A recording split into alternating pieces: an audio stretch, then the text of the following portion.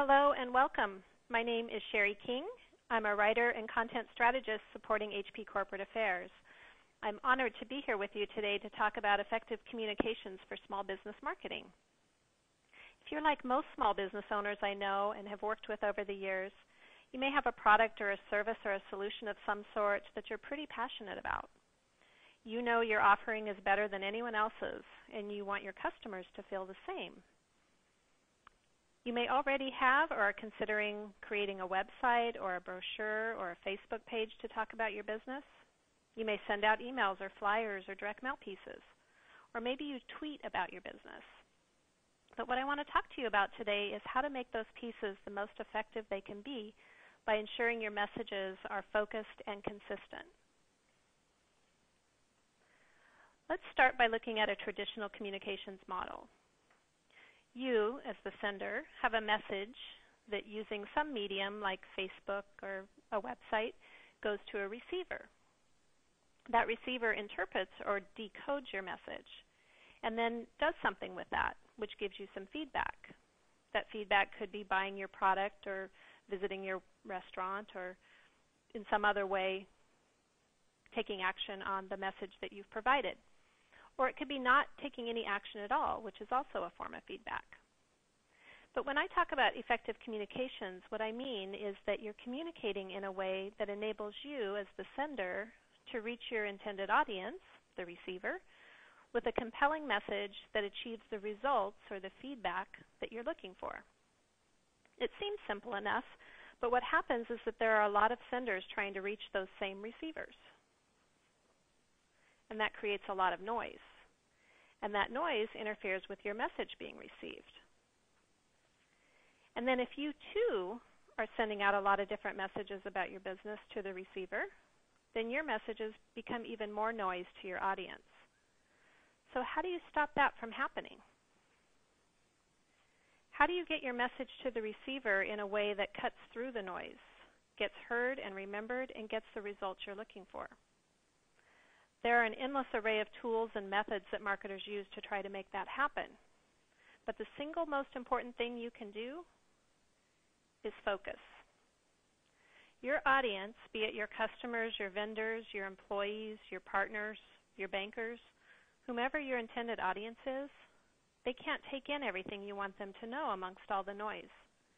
And what they do take in, they may not necessarily remember because there's so much competing for their attention at any given time. So you have to determine what is the one thing you want your audience to remember. Not 10 things, not 5 things, just one thing. And you have to repeat it consistently every time you talk about your business. That way your customers begin to associate you with that message. Now, boiling down everything you think you want to say into just one thing is an exercise of focus. HPLIFE has a few modules that can really help you here. I suggest checking out the courses on unique value propositions, your target audience, and marketing features and benefits to help you in this journey. So as you hone in on your one key point, keep in mind that it should actually do two things. First, it should differentiate you from others. And second, it should provide value to your customer. So here are a few questions you can ask yourself to help get you focused on what will become your one key message. First of all, you need to know who you're talking to. So who is your target customer? And you need to know what their needs are and where those needs are not being met. So what are their pain points? Third, you need to know who your competition is and what they offer. And you need to know where they fall short. Next, you need to know what you uniquely offer. And having the information on your competitors is a good place to really go back and see where you uniquely fit. And then finally, what is your unique offering? What does that offer to the customer? What is the benefit? Once you know what you uniquely offer and how it relates to the market in terms of being something customers want or need, then you have the information you need to begin crafting your key message. So let me introduce you to my very favorite communication tool. This is the key, really, to ensuring effective communications. It's called a message map, and it's an organizing framework for what you want people to know about your business or your product and solution. I won't kid you, it's not a simple fill-in-the-blank exercise. Creating a message map takes time and thoughtful consideration. Remember what I said earlier, this is all about focus. But if you've done your homework on your customers, your competitor, your unique offering, it'll be much easier and more effective. The good news is that once you have it completed, it becomes the basis for everything you say about your business. It streamlines all your communications. So let's look at each layer. First, your key message is that one thing that differentiates you and delivers on a customer want or need.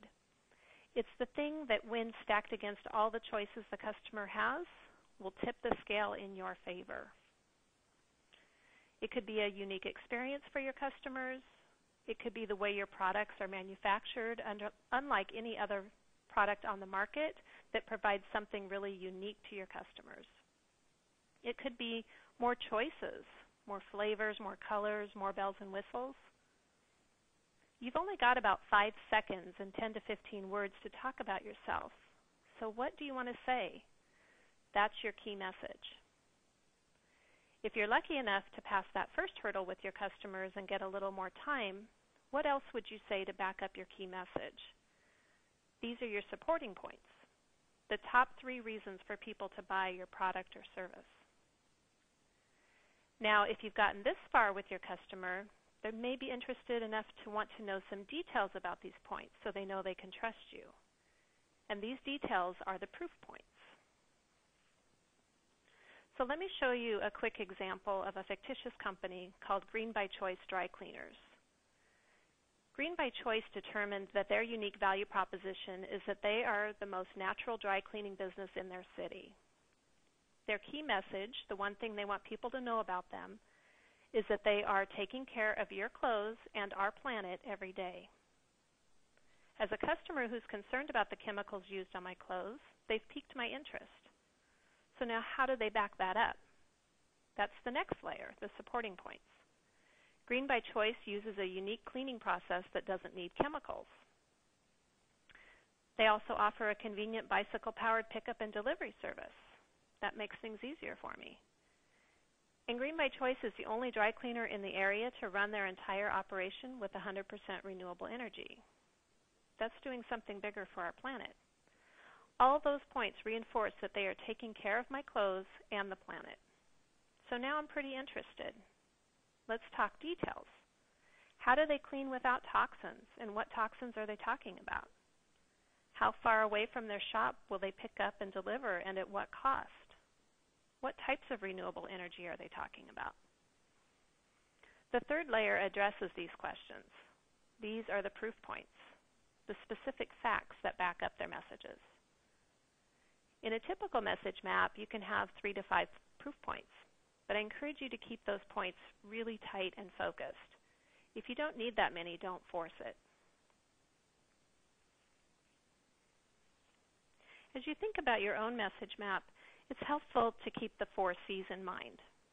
First and foremost, know who your customer is, and then talk to them like a trusted friend.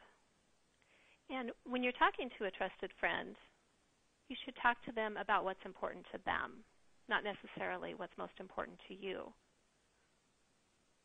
Next, use simple language. Avoid jargon, and really make your message something very, very clearly understood. Third, say only what you need to. Be very concise. Focus in on the top 1 to 3 most important topics. And then eliminate all unnecessary words. Go back and read through what you've written and take out those words that don't add anything. And finally, consistent. The beauty of the message map is that it gives you a firm foundation to build your communications. By saying fewer things consistently, your messages have a better chance of breaking through the noise, being heard, and remembered. So use this as a foundation everywhere and every time you communicate.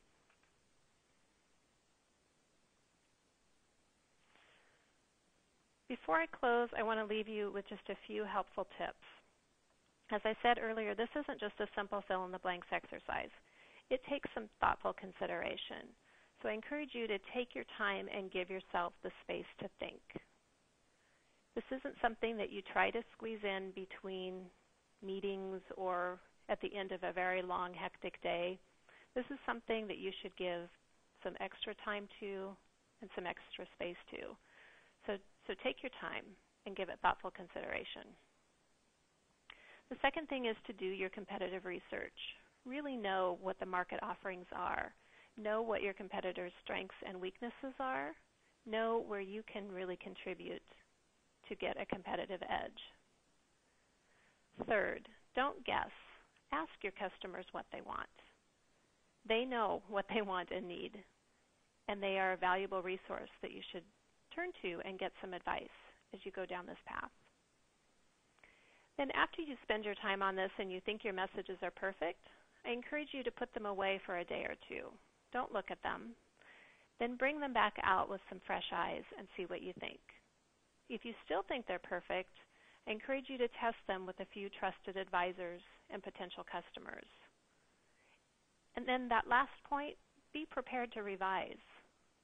When you get that feedback from your trusted advisors and customers, know that they are providing you valuable input that really can strengthen your message.